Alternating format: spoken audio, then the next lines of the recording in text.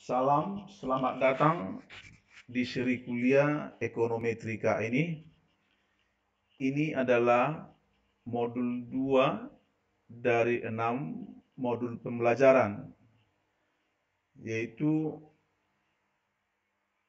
regresi linear sederhana, regresi linear berganda, multikolinearitas, heteroskedastisitas, autokorelasi, dan kesalahan atau bias spesifikasi model. Modul 2 ini diberi judul estimasi dan uji hipotesia dalam analisis regresi linear berganda. Konten modul ini terdiri atas 3 bagian. Penjelasan ini tidak jauh berbeda dengan penjelasan-penjelasan yang sudah kita lakukan dalam modul 1, regresi linear sederhana. Tentu seperti dalam modul 1 ada tujuan-tujuan yang hendak kita capai. Sesudah mempelajari modul ini, Anda akan mampu untuk mendefinisikan ekonometrika serta kaitannya dengan regresi dan kausalitas. Tujuan-tujuan lain adalah sama dengan apa yang kita sudah bicarakan dalam analisa regresi linear sederhana. Hanya perbedaannya dalam modul ini, variabel-variabel independen yang kita libatkan adalah 2 atau lebih. Walau dalam pembahasan kita hanya mempertimbangkan hanya 2 variabel independen. Sama dengan penjelasan dalam modul 1 tentang apa itu ekonometrika, apa itu analisa regresi, dan apa itu causation, ya, kausalitas. Sekali lagi kita tandaskan di sini bahwa regresi itu bukanlah meneguhkan hubungan sebab akibat yang ada dalam persamaan yang kita pertimbangkan. Hubungan sebab akibat itu haruslah dijustifikasi atau disimpulkan dari teori yang mendasari fenomena yang akan diuji secara empirik.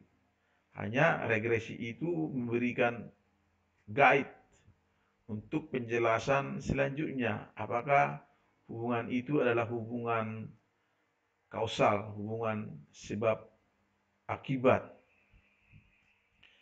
Serupa dengan sebelumnya, istilah-istilah lain bagi variabel dependen kita bisa sebut variabel dijelaskan, explained variable, bisa juga menyebutnya variabel response, variabel yang diramalkan atau regresan. Sedangkan variabel independen sering juga diistilahkan sebagai variabel explanatory atau variabel kontrol atau variabel prediktor atau sebagai regresor.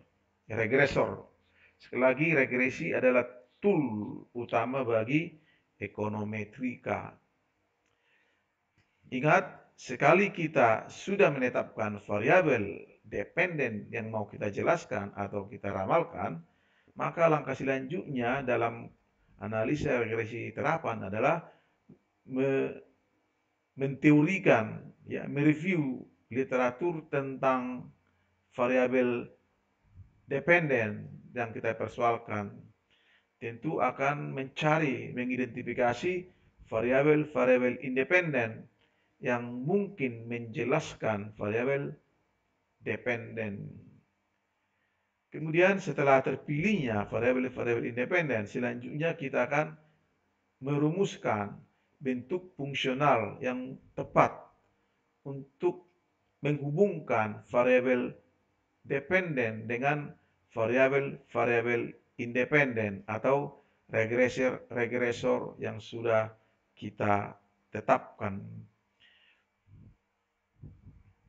Sama dengan modul 1, ya, slide ini menjelaskan sendiri. Bagian kedua dalam modul ini adalah estimasi koefisien atau parameter persamaan regresi berganda. Kita ingat bahwa tujuan analisis regresi linear adalah termasuk regresi sederhana dan regresi berganda yang sedang kita bicarakan adalah membuat inference, yaitu membuat estimasi hubungan-hubungan ekonomi dan menguji hipotesa tentang koefisien atau parameter persamaan regresi berganda itu sendiri. Dan tentu tidak berhenti dalam penjelasan persamaan regresi yang signifikan, yang sudah signifikan secara statistik akan dipakai untuk prediksi atau peramalan. Sekarang kita akan menjelaskan mengapa residu atau error muncul dalam persamaan regresi yang kita pertimbangkan. Regresi yang kita pertimbangkan adalah regresi berganda, tentu melibatkan 2 atau lebih variabel independen atau regresor.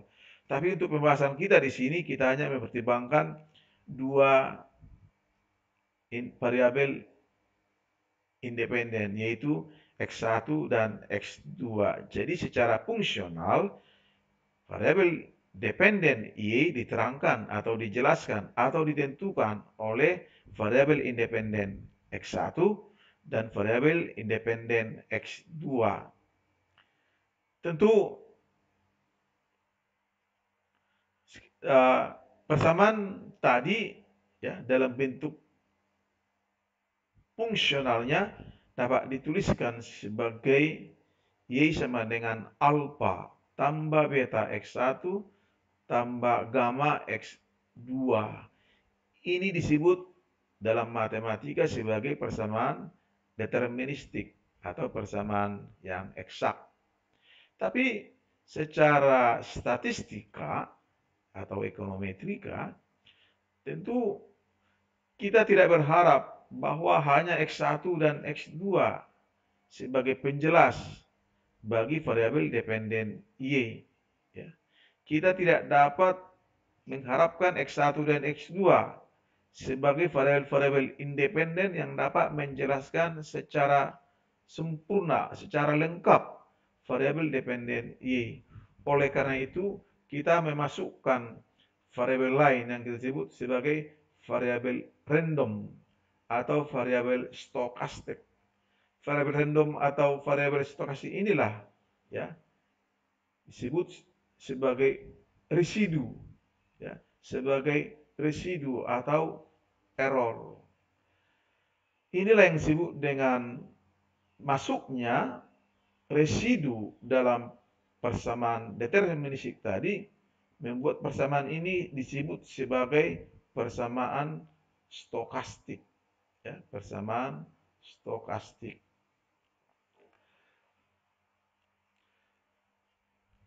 Seperti dalam modul 1, masuknya residu U dibenarkan karena 3 faktor berikut. Jadi ada variabel-variabel lain di luar X1 dan X2 yang menjelaskan variabel dependen Y, tapi tidak dimasukkan secara eksplisit sebagai variabel independen. Tentu kemungkinan salah ukur variabel Y, dan yang paling penting adalah perilaku manusia yang serabutan, perilaku-perilaku yang random, perilaku-perilaku yang irasional, yang tidak dapat diprediksi, ya, itu dapat digambarkan oleh faktor residu atau faktor error tadi. Terkait estimasi tujuan analis regresi linear berganda adalah mengestimasi ya, persamaan stokastik ini. Ya, persamaan regresi populasi stokastik ini. Tentu kita tidak dapat menaksirnya secara langsung, tetapi secara tak langsung oleh penaksiran persamaan regresi sampel yang dirumuskan sebagai Y sama dengan A tambah B X1 tambah C X2 tambah E. A menjadi estimator bagi alfa, B sebagai estimator bagi beta, dan C sebagai estimator bagi U. Tujuan analisis regresi linear berganda adalah membuat estimasi dan uji hipotesa mengenai estimator-estimator A, B, dan C. Bagaimana estimator-estimator itu diperoleh? Ya, seperti dalam modul 1, kita akan memakai metode OLS. Karena metode OLS inilah kita dapat mengharapkan sifat-sifat blue dari estimator-estimator A, B, dan C. Kita tambahkan ada sifat-sifat yang sebaiknya dimiliki oleh estimator-estimator, yaitu sifat linearitas, sifat unbiasedness, sifat variance minimum, dan sifat konsistensi. Sifat konsistensi oleh estimator itu sendiri. Sekali lagi, bagaimana memperoleh estimator A, B, dan C? Kita memakai metode pangkat 2 terkecil yang biasa. Slide ini menjelaskan sendiri seperti kita dapati dalam modul 1 terkait dengan residu yang kita sebut tadi dan juga variabel-variabel independen X1 dan X2 atau lebih, maka ada asumsi-asumsi yang harus dipenuhi terkait dengan pemakaian metode OLS, yaitu asumsi pertama, asumsi kedua, dan asumsi ketiga. Dengan menjelaskan sendiri, kemudian asumsi 4 dan asumsi 5 dan asumsi 6 yang tidak ada pada list asumsi regresi linear sederhana, yaitu variabel independen tidak berkorelasi satu sama lain. Dalam pernyataan lain, tidak ada variabel independen sebagai fungsi linear sempurna dari variabel independen lainnya. Jadi, tak ada multikolinearitas sempurna di antara variabel-variabel independen dimaksud. Topik ini akan dibahas dalam modul tersendiri nantinya. Sama dengan modul 1 sebelumnya, asumsi 7 tak ada kesalahan atau bias spesifikasi model. Dalam konteks estimasi, ya, asumsi 8, residu U berpencar berdistribusi mengikuti distribusi normal. Tapi dalam konteks estimasi, asumsi ini adalah opsional. Asumsi ini sangat penting nantinya ketika kita membahas uji hipotesa. menjadi penting ketika kita melakukan uji hipotesa mengenai estimator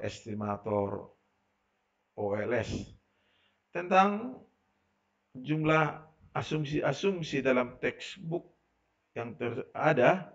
Anda bisa membaca footnote dalam slide ini. Bagian B yaitu estimasi parameter persamaan regresi berganda. Sekali lagi, ini adalah persamaan regresi populasi, persamaan regresi sampel, yaitu persamaan sebagai estimator bagi persamaan populasinya. Jadi persamaan regresi populasi ini kita estimasi berdasarkan sampelnya. Oleh karena itu A disebut menjadi estimator bagi alfa, B menjadi estimator bagi beta, dan C menjadi estimator bagi gamma, dan E adalah estimator bagi U. Pertanyaan adalah bagaimana memperoleh estimator A, B, C.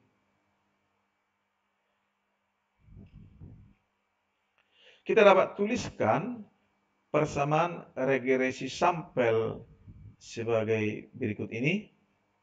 Kita tuliskan sebagai Y topi, artinya Y yang ditaksir, estimated Y, sedangkan faktor residunya tidak lagi terdapat dalam persamaan ini.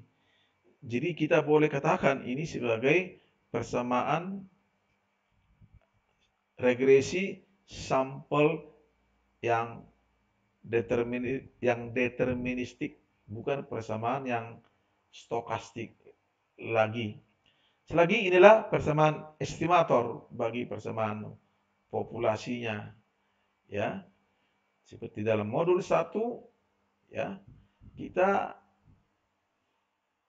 mengestimasi A, B, dan C begitu rupa sehingga jumlah pangkat 2 simpangan-simpangan itu adalah sekecil mungkin. Sekecil mungkin. Kita tak memakai jumlah karena kelemahannya sebagai simpangan, ya. Karena mungkin saja jumlah E positif sama dengan jumlah E negatif, ya. Di atas atau di atas garis berarti positif E, di bawah garis regresi berarti negatif E. Jadi jumlah-jumlah positif bisa jadi sama dengan jumlah-jumlah negatif, sehingga jumlah totalnya menjadi 0 atau dekat dengan 0. Seolah-olah garis regresi yang kita pertimbangkan itu adalah garis regresi yang terbaik. Jadi kita memakai pangkat 2 simpangan-simpangan itu, yaitu E1. Pangkat 2 tambah E2, pangkat 2 dan seterusnya. Kita usahakan jumlah ini adalah sekecil mungkin. Itu sebabnya dinamakan least square method. Secara kita tidak bisa menunjukkan dengan mudah grafik, ya, data atau pengamatan Y, X1 dan X2 karena melibatkan sumbu koordinat kartesius berdimensi 3. Jadi serupa dengan regresi linear sederhana, ya, secara matematik, metode OLS itu adalah memperoleh estimator A, B, dan C begitu rupa sehingga minimumkan persamaan ini. Memakai kalkulus diferensial, kita dapat minimalisasi fungsi ini, ya, meminimalisasi fungsi sigma E pangkat 2 terhadap A, B, dan C, ya. Minimalisasi itu menghasilkan persamaan normal sebagai berikut. Ini dapat dituliskan menjadi sistem matriks sebagai berikut. Ya. Tentu tujuan kita tadi adalah bagaimana memperoleh A, B, dan C. Dua cara dapat ditempuh, yaitu cara pertama metode Kramer. Koefisien A dihitung sebagai berikut, ya, pembilang, ya, unsur-unsur matriks pada pembilang diganti secara bergiliran dengan vektor metrik, vektor konstanta ini. Jadi untuk A kita ganti ini dengan ini, untuk B ini tetap kita gantikan ini, untuk C kita gantikan ini dengan vektor konstan ini. Sementara penyebutnya sama, baik untuk A, B, maupun untuk C. Inilah aturan Kramer dimaksud untuk B dan untuk C. Tentu perhitungan ini secara manual agak rumit, ya, memerlukan pemahaman matematik yang memadai untuk mencari determinan matriks berdimensi berukuran 3 kali 3. Memakai kebalikan matriks, sistem matriks tadi dapat kita tuliskan sebagai berikut. Ini menjadi matriks yang akan kita cari kebalikannya. Kalau kita sudah mencari kebalikannya, maka memakai metode perkalian matriks, kita sudah dapat menghitung A, B, dan C. Perlu kita tekankan di sini bahwa unsur-unsur matriks C00, C11, C22 sangat penting, terutama untuk mencari standar error dari koefisien-koefisien regresi. Nanti akan kita contohkan. Sebagai contoh, andaikan pengamatan-pengamatan berikut, Y dengan independen variablesnya X1 dan X2, di mana Y adalah kuantitas, X1 adalah harga, dan X2 sebagai pendapatan. Untuk memperoleh A, B, dan C, kita susun dulu tabel kerja berikut ini untuk memperoleh jumlah-jumlah ini. Selanjutnya kita masukkan ke persamaan normal sebagai berikut. Lalu akhirnya kita bisa mencari berapa A, B, dan C memakai dua cara tadi.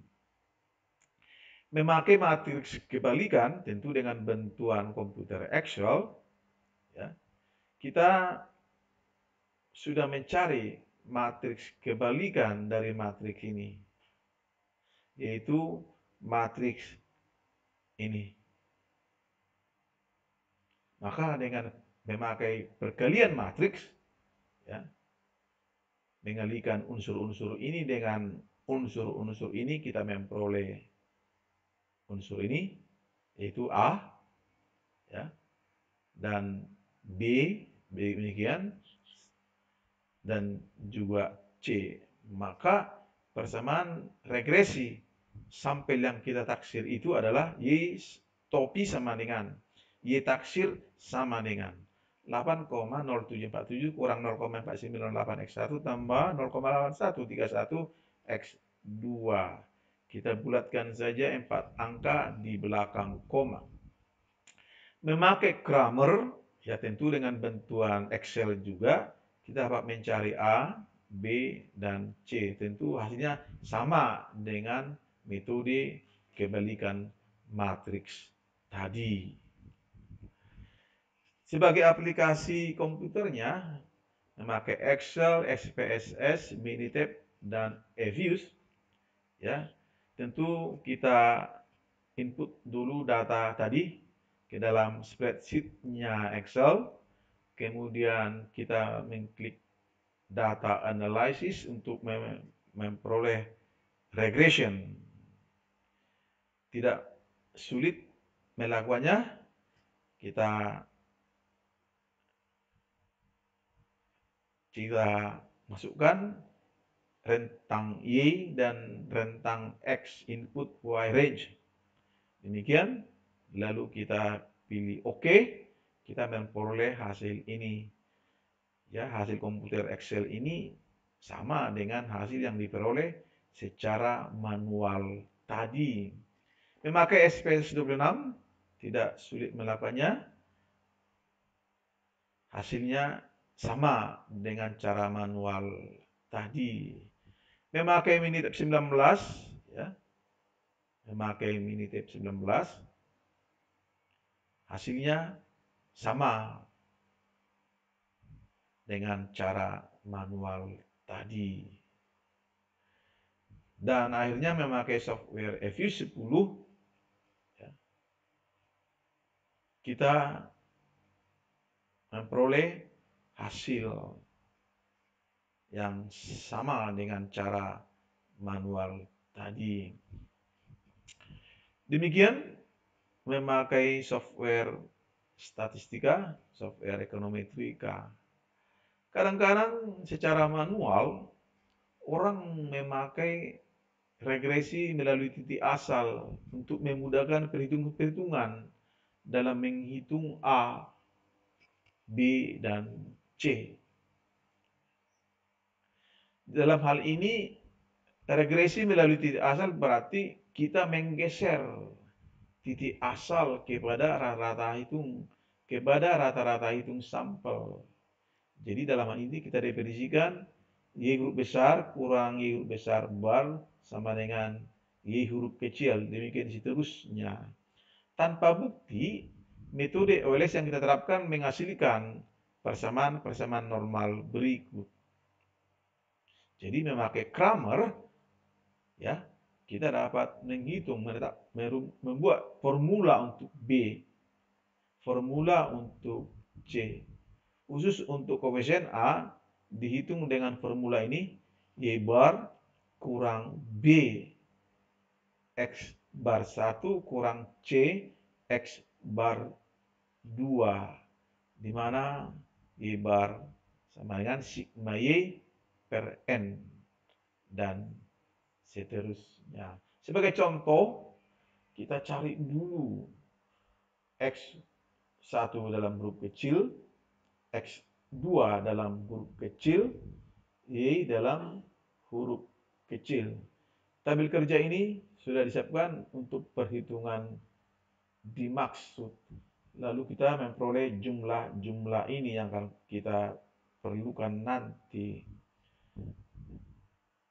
Akhirnya kita memasukkan angka-angka yang bersesuaian kepada formula B untuk mendapatkan angka minus 0,4908, juga untuk memperoleh koefisien C dan koefisien A dihitung dengan formula ini, dan hasilnya adalah 8,0747. Jadi hasilnya serupa dengan cara manual tadi, memakai huruf besar dalam tabel kerja kita.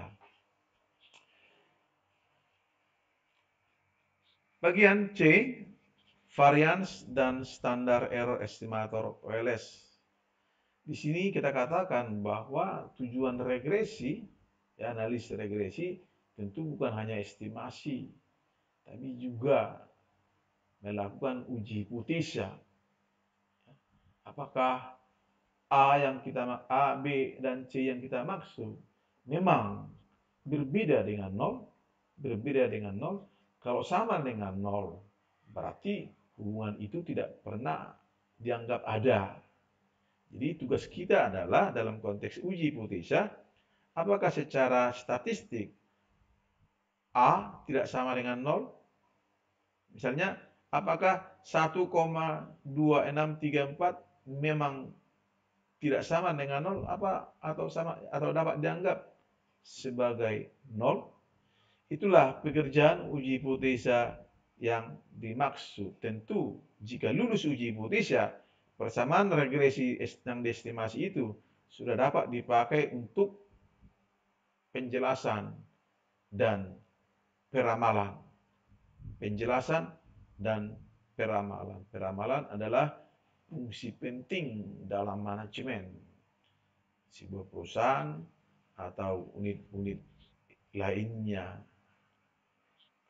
Untuk uji hipotesa dimaksud kita butuh statistik berikut, yaitu varians faktor residu E atau varians garis regresi, juga varians dan standar deviasi, standar error, koefisien regresi A, B, dan C.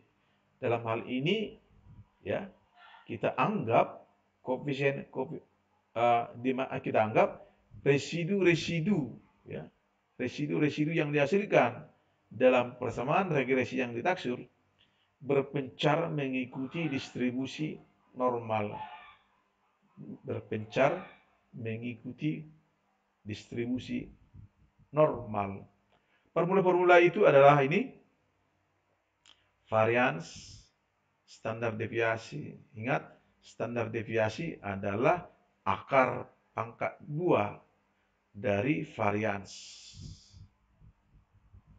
Ingat, tadi sudah kita katakan bahwa dalam mencari standar error, koefisien regresi, kita butuh unsur matriks diagonal utama, matriks C00, C11, dan C22. Sebagai contoh perhitungan, memasukkan angka-angka yang berkenaan ke dalam rumus, kita memperoleh 0,4001 dan standar deviasinya adalah akar dari 0,4001 sama dengan 0,6332. Selanjutnya kita hitung varians dan standar error, koefisien regresi A, B, dan C. Kita tulis ulang matriks kebalikan dari matriks dalam sistem persamaan normal tadi. Ini yang kita maksud dengan unsur-unsur ya utama, ya unsur-unsur dari diagonal utama. Akan kita pakai ini untuk mencari standar varians dan atau standar deviasi, koefisien A, B, dan C. Demikian perhitungannya ya. Saudara lihat angka ini dan angka ini. Jadi kita sudah memperoleh varians dan standar error dari estimator OLS A, B, dan C. Memakai aplikasi komputer Excel, kita memperoleh hasil ini.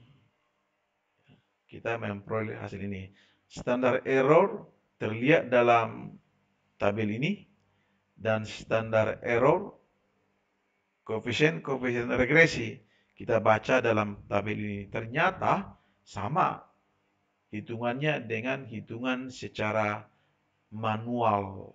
Jadi tadi betapa tidak praktisnya kita menghitungnya secara manual. Dengan cepat dan efisien, hasil-hasil itu dapat dihitung memakai software komputer ya, Excel.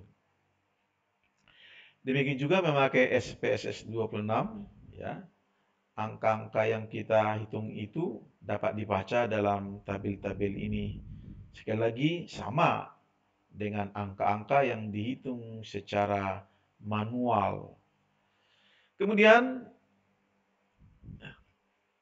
hal yang paling penting dalam inference, dalam regresi linear adalah uji hipotesa. mengenai estimator OLS. Ada 3 format hipotesa ya dalam melakukan uji hipotesa dalam regresi berganda. Opsi 1 dengan ini disebut format uji hipotesa satu ujung. Maksudnya kita hanya memakai ujung kiri atau ujung kanan dari kurva normal. Sedangkan opsi 2 dan opsi 3 disebut ini uji hipotesa dua ujung karena kita memakai sekaligus ujung kiri dan ujung kanan dari kurva normal. Format yang mana kita pakai tergantung pada sifat masalah yang kita hadapi. Selanjutnya kita mencari statistik T, TA, TB, dan TC dengan formula-formula ini, sedangkan keputusan apakah menolak atau menerima hipotesa nol dapat saudara baca pernyataan ini.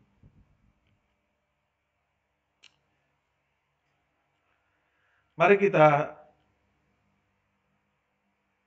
ringkaskan bagaimana uji T dan uji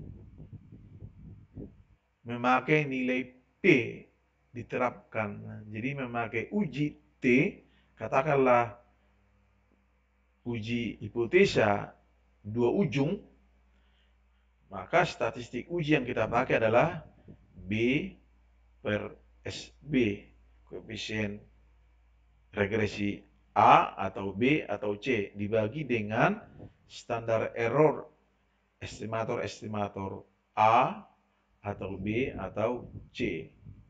Kriteria penolakan ada dua pendekatan.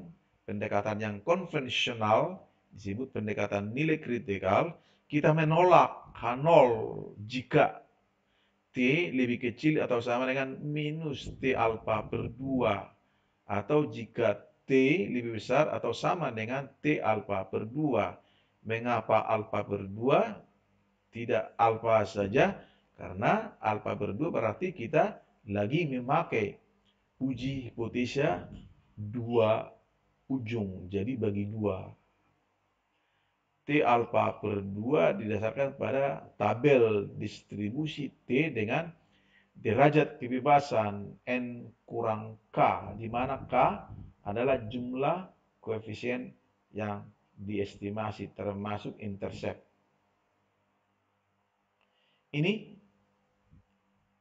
nilai-nilai T tabel, ya, baik memakai satu ujung maupun dua ujung dengan alfa-alfa konvensional, 1%, 5%, 10% DF dihitung dengan mencari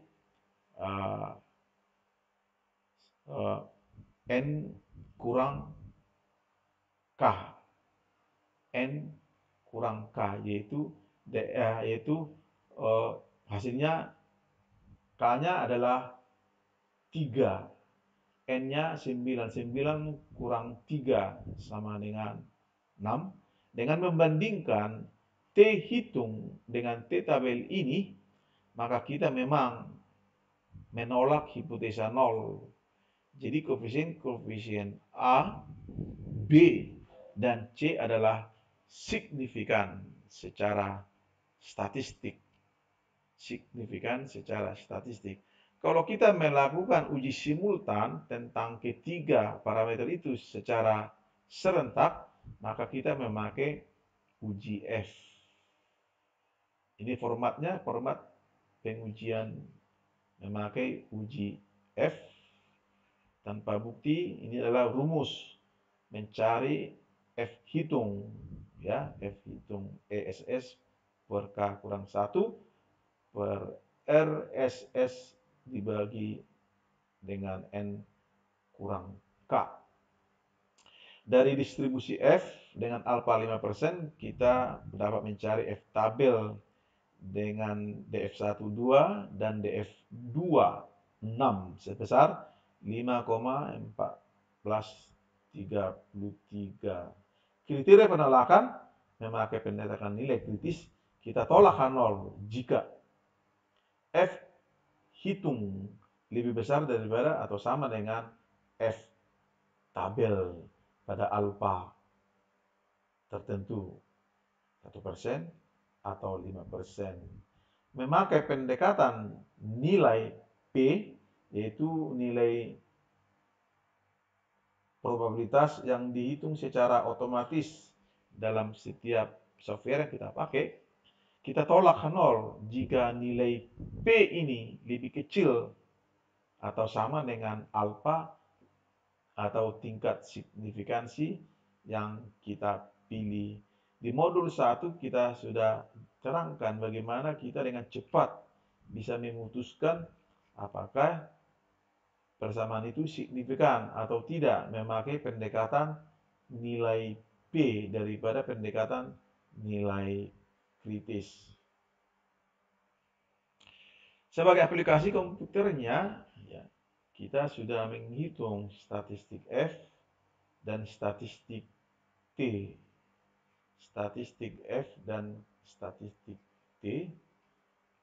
Selagi statistik ini lebih besar daripada statistik T tabel daripada statistik F tabel. Jadi secara statistik persamaan regresi yang kita estimasi tadi adalah persamaan yang signifikan. Itu juga dengan memakai Fuse, ya, memakai Fuse, ya. Ini adalah T statistik yang dihitung oleh Fuse 10 serupa dengan statistik yang dihitung oleh Excel dan SPSS. Kemudian memakai pendekatan nilai P yang kita bilang tadi, dengan cepat kita dapat putuskan apakah H0 ditolak atau tidak dengan melihat nilai probabilitas dalam kolom ini yang dihasilkan secara otomatis oleh software-software tertentu termasuk software Fuse 10 ini. Tentu kita mengharapkan nilai probabilitas ini sekecil mungkin, ya. Sekecil mungkin, kita harapkan lebih kecil dari 1% atau 5%, atau harus kita dengan ikhlas, ya, menerima nilai yang lebih kecil daripada 10%, ya. 10% adalah angka tertinggi, ya, angka yang ditoleransi dalam memilih tingkat signifikansi. Kalau kita perhatikan ini, kalau kita kalikan dengan 100%, maka kita dapat katakan nilai probabilitas di sini adalah 1,45%, 0,04%, dan 0,01%. Jelas lebih kecil daripada angka tingkat signifikansi 1%. Memang tadi secara manual, ya, secara manual memakai pendekatan statistik T, maka koefisien-koefisien ini adalah signifikan pada alfa 5%, ya. Tentu memakai ini pada alfa 1%. Memakai Minitab serupa penafsirannya, ya. Memakai SPSS, angka-angka ini sama dengan software-software yang kita pakai tadi, ya. Nilai-nilai P yang dihitung serupa untuk setiap software yang kita gunakan dalam modul ini, ya. Ini Excel, ya. Ini nilai P serupa dengan angka-angka yang dihitung memakai software yang lain. Ada statistik lain, yaitu statistik R kuadrat dan R bar kuadrat sebagai ukuran goodness of fit. Artinya ini adalah ukuran seberapa baiknya, ya, garis menghampiri, ya, garis regresi menghampiri titik-titik pengamatan. Tentu kita tidak mengharapkan garis regresi itu menghampiri secara sempurna semua titik yang ada. Memang penghampiran yang sempurna seperti itu menghasilkan R kuadrat sama dengan 1. Tapi dalam praktek jarang kita jumpai hal yang demikian. Untuk mengetahui dan menghitung koefisien R pangkat 2, kita memakai formula ini. Ya, kita memakai formula ini. Ya. Ini catatan, boleh kita baca ini, koefisien penentuan R kuadrat mengukur proporsi atau persentase total variasi variabel dependen Y yang dijelaskan, yang ditentukan oleh variabel-variabel independen atau regresor. Ini adalah contoh perhitungannya 0,9924. Kita sudah sebutkan sebelumnya, ada kelemahan R kuadrat sebagai ukuran goodness of fit, dan sebagai gantinya kita memakai R bar pangkat 2 dengan formula ini. Ini disebut dengan R kuadrat yang disesuaikan. Disesuaikan artinya disesuaikan untuk derajat kebebasannya. Tentu bergantung pada jumlah variabel independen yang dilibatkan. R kuadrat disesuaikan ini sering digunakan untuk membandingkan dua atau lebih model regresi yang terbaik, tentu dengan variabel dependen yang sama. Kita tidak dapat membandingkan model-model memakai R kuadrat kalau variabel dependen masing-masing model adalah tidak sama. Ini contoh perhitungannya. R bar kuadrat sama dengan 0,9899. Lebih kecil daripada koefisien R pangkat 2. Memakai software, kita sudah hitung ini dengan cepat. Dihasilkan memakai komputer, memakai Excel juga. Ya, dapat kita cari di tabel output Excel ini. Akhirnya persamaan regresi yang kita estimasi itu berikut dengan statistik yang menyertainya biasanya diringkaskan dengan format berikut ini. Ya, jadi orang lain hanya melihat ini dapat membaca keseluruhan proses yang kita jelaskan tadi, bahwa koefisien intercept adalah 8,0747, sedangkan koefisien slope pertama adalah 0,4908. Jadi sedangkan koefisien slope kedua adalah 0,8131, sesuai dengan pengharapan teoritis. Kalau kuantitas adalah fungsi daripada harganya X1 naik, maka kuantitas turun, tentu X2 dianggap tetap. Kalau X1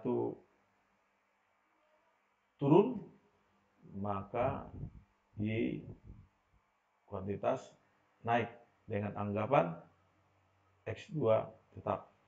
Ini juga sesuai dengan ekspektasi teoritis, ya, pendapatan berhubungan positif dengan kuantitas. Jadi jika pendapatan naik, tentu kuantitas barang diminta akan naik. Ya. Angka-angka ini adalah angka yang signifikan. Dengan membaca statistik angka-angka ini adalah standar error masing-masing koefisien. Standar error masing-masing koefisien, dan statistik T ini dihitung dengan menghitung 8,0747 dibagi dengan 2,3757.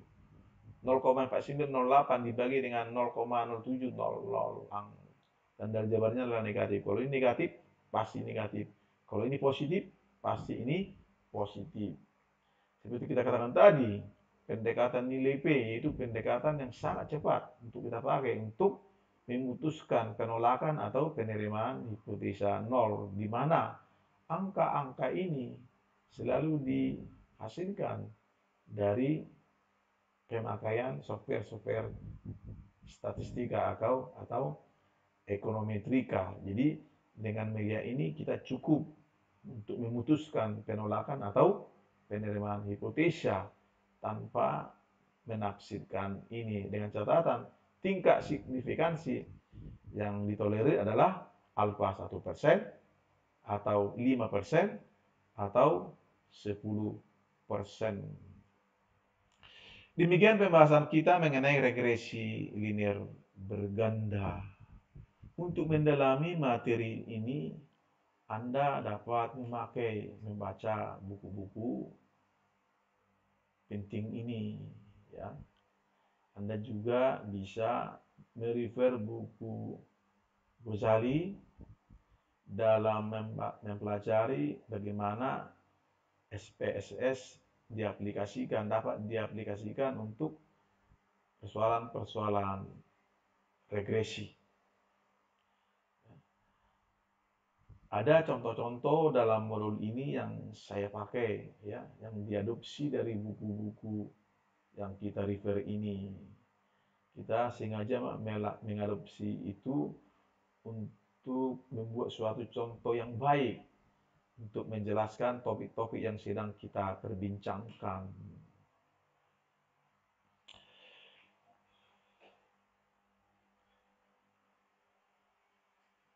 Terima kasih Anda sudah menyaksikan video ini. Tentu Anda masih diharapkan untuk menyaksikan video-video ajar selanjutnya yang menjadi sebuah seri kuliah, ya, ekonometrika. Ya.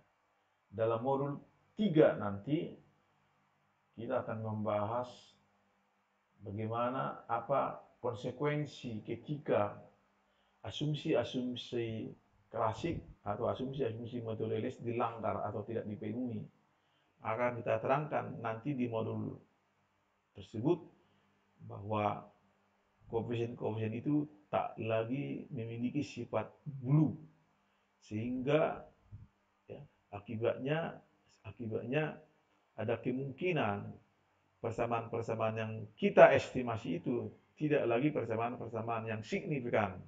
Tentu tidak dapat kita pakai untuk tujuan penting ini, yaitu forecasting. Jadi harus kita periksa dulu apakah asumsi-asumsi metode OLS itu dipenuhi atau tidak. Terima kasih Anda sudah menyaksikan video ajar ini. Saya berharap Anda tidak lupa like, komen, subscribe, dan share video ajar ini kepada teman-teman. Sampai jumpa.